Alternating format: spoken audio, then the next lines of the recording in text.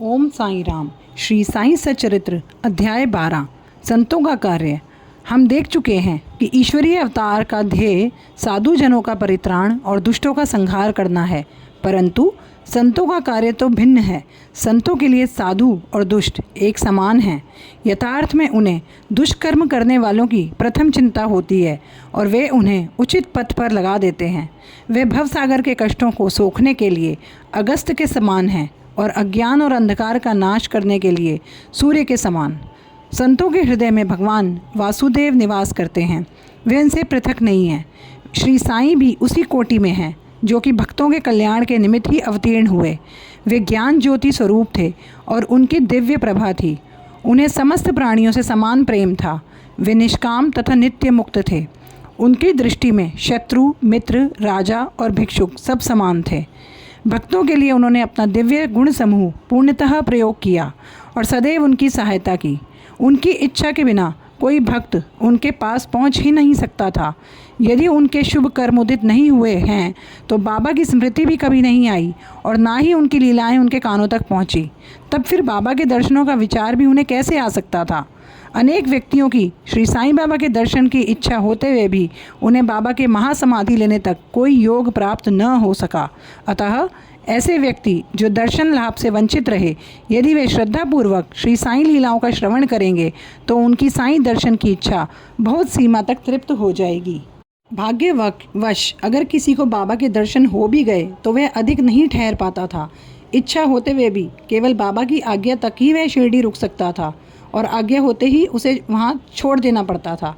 अतः ये सब उनकी शुभ इच्छा पर ही अवलंबित था। काका महाजनी। एक समय काका महाजनी बम्बई से शिरडी पहुँचे। उनका विचार एक सप्ताह ठहरने और गोकुल अष्टमी उत्सव में सम्मिलित होने का था। दर्शन करने के बाद बाबा ने उनसे पूछा, तुम कब वापस जाओगे? उन्हें बाबा के इस प्रश्न पर आश्चर्य हुआ। उत्तर देना तो आवश्यक था, इसलिए उन्होंने कहा जब बाबा आज्ञा दें। बाबा ने अगले दिन ही उन्हें जाने की आज्ञा दे दी।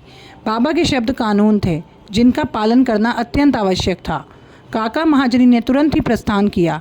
जब वे मुंबई पहुंचे तो ऑफिस में उन्होंने देखा कि उनके सेठ अति उत्सुकतापूर्वक उनकी प्रतीक्षा कर रहे हैं। मुनीम के अचानक अस्वस्थ हो जाने के कारण काका की उपस्थिति अनिवार्य हो गई थी। सेठ ने शिरडी को जो पत्र काका के लिए भेजा था वह बम्बई के पते पर उनको वापस लौट गया था। भाऊ साहिब धूमाल। अब एक विपरीत कथा सुनिए। एक बार भाऊ साहिब धूमाल एक मुकदमे के संबंध में निफाड़ के न्यायालय को जा रहे थे। मार्ग में वे शिरडी उतरे। उन्होंने बाबा के दर्शन किए और तत्काल ही निफाड़ को प्रस्थान करने लगे, परंतु बाबा की स्वीकृति न हुई। उन्होंने उन्हें शिरडी में एक सप्ताह रोक लिया। इसी बीच में निफाड़ के न्यायाधीश उदर पीड़ा से ग्रस्त हो गए। इस कारण उनका मुकदमा किसी अगले दिन के लिए बढ़ाया गया। एक सप्ताह बाद भाऊ साहिब को लौटने की अनुमति मिली। इस मामले की सुनवाई कई महीनों तक और 4 न्यायाधीशों के पास हुई। फलस्वरूप धूमाल ने मुकदमे में सफलता प्राप्त की और उनका मुवक्किल मामले में बरी हो गया। श्रीमती निमोड़कर। श्री नाना साहिब निमोड़कर, जो निमोड़ के निवासी और अवैतनिक न्यायाधीश थे, शिरडी में अपनी पत्नी के साथ ठहरे हुए थे। निमोड़कर तथा उनकी पत्नी बहुत सा समय बाबा की सेवा और उनकी संगति में व्यतीत करते थे। एक बार ऐसा प्रसंग आया कि उनका पुत्र बेलापुर में रोग से पीड़ित हो गया। तब उसकी माता ने वहां जाकर अपने पुत्र और संबंधियों से मिलने और कुछ दिन वहीं व्यतीत करने का निश्चय किया, परंतु नाना साहिब ने दूसरे दिन ही उन्हें लौट आने को कहा। वे असमंजस में पड़ गईं कि अब क्या करना चाहिए, परंतु बाबा ने सहायता की। शिरडी से प्रस्थान करने के पूर्व वे बाबा के पास गईं। बाबा साठेवाड़ा के समीप नाना साहिब और अन्य लोगों के साथ खड़े थे। उन्होंने जाकर चरण वंदना की और प्रस्थान की अनुमति मांगी। बाबा ने कहा, शीघ्र जाओ, घबराओ नहीं। शांत चित्त से बेलापुर में 4 दिन सुखपूर्वक रहकर सब संबंधियों से मिलो और तब शिरडी आ जाना। बाबा के शब्द कितने सामयिक थे। श्री निमोड़कर की आज्ञा बाबा द्वारा रद्द हो गई। नासिक के मूले शास्त्री ज्योतिषी। नासिक के एक कर्मनिष्ठ अग्निहोत्र ब्राह्मण थे जिनका नाम मूले शास्त्री था। उन्होंने 6 शास्त्रों का अध्ययन किया था और ज्योतिष और सामुद्रिक शास्त्र में भी पारंगत थे। वे एक बार नागपुर के प्रसिद्ध करोड़पति श्री बापू साहिब बूटी से भेंट करने के बाद अन्य सज्जनों के साथ बाबा के दर्शन के लिए मस्जिद में गए। बाबा ने फल बेचने वाले से अनेक प्रकार के फल और पदार्थ खरीदे और मस्जिद में उपस्थित लोगों में वितरित किए। बाबा आम को इतनी चतुराई से चारों ओर से दबा लेते थे कि चूसते ही संपूर्ण रस मुंह में आ जाता था और गुठली और छिलका तुरंत फेंक दिया जाता था।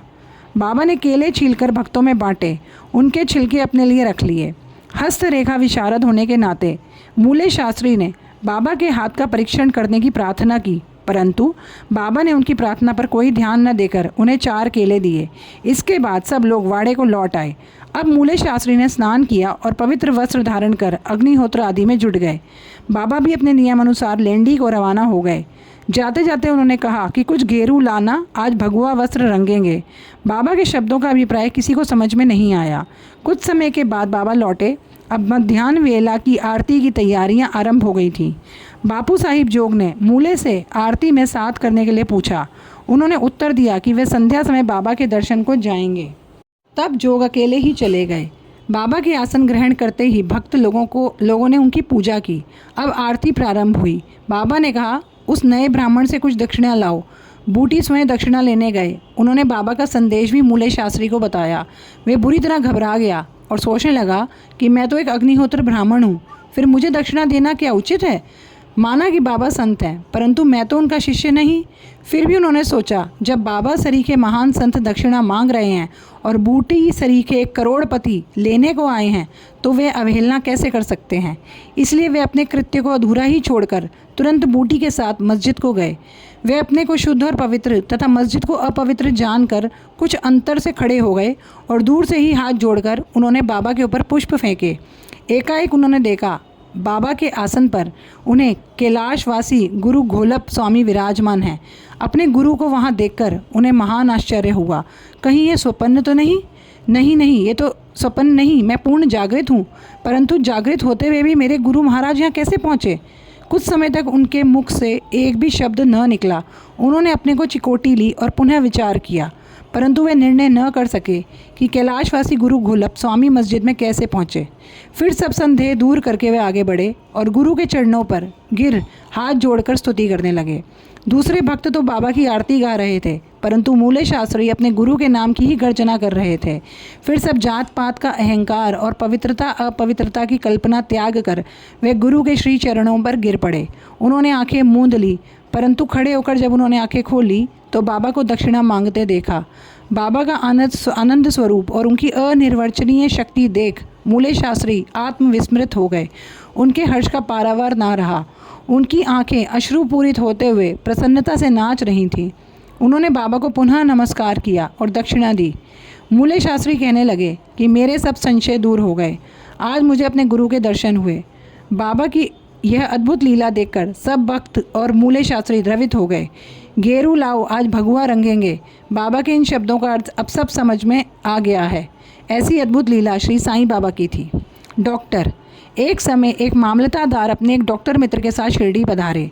डॉक्टर का कहना था, मेरे इष्ट श्री राम हैं, मैं किसी यवन को नमस्कार नहीं करूँगा।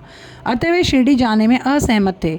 मामलतदार ने समझाया कि तुम्हें नमन करने को कोई बाध्य नहीं करेगा और ना ही तुम्हें कोई ऐसा करने को कहेगा।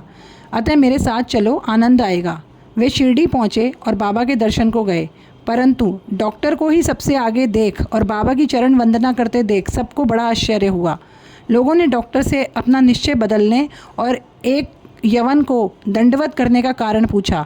डॉक्टर ने बताया कि बाबा के स्थान पर उन्हें अपने प्रिय इष्ट देव श्री राम के दर्शन हुए और इसलिए उन्होंने उनको नमस्कार किया। जब वे ऐसा कह ही रहे थे तभी उन्हें साईं बाबा का पुनः वही रूप दिखने लगा। वे आश्चर्यचकित होकर बोले, क्या ये स्वप्न है? ये यवन कैसे हो सकते हैं? ये तो पूर्ण योग अवतार हैं। दूसरे दिन से उन्होंने उपवास करना आरंभ कर दिया। उन्होंने प्रतिज्ञा की कि जब तक बाबा स्वयं बुलाकर आशीर्वाद नहीं देंगे तब तक मस्जिद में कदापि न जाऊंगा। इस प्रकार 3 दिन व्यतीत हो गए। चौथे दिन उनका एक इष्ट मित्र खानदेश से शिरडी आया। वे दोनों मस्जिद में बाबा के दर्शन करने गए।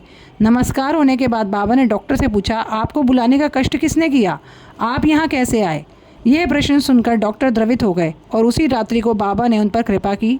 डॉक्टर को निद्रा में ही परमानंद का अनुभव हुआ। वे अपने शहर लौट आए तो भी उन्हें 15 दिनों तक वैसा ही अनुभव होता रहा। इस प्रकार उनकी साईं भक्ति कई गुना बढ़ गई। इन कथाओं से हमें यही शिक्षा मिलती है कि हमें अपने गुरु में दृढ़ विश्वास होना चाहिए। अध्याय 12 समाप्त। श्री सद्गुरु साईनाथ अर्पणमस्तु। शुभम भवतु। ओम साई राम।